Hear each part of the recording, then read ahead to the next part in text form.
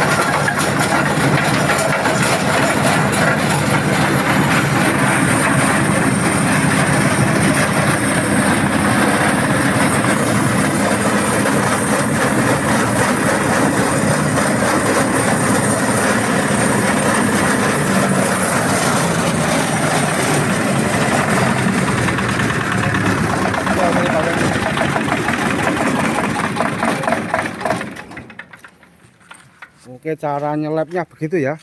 Yang terakhir itu mesinnya dimiringkan supaya bonggol jagungnya yang di dalam itu keluar semua. Nanti kalau waktu penyalaan lagi ringan. Ya, jadi bonggol jagungnya lewat sini, debunya lewat sini. Nah, jagungnya ini hasilnya bersih ya Pak ya.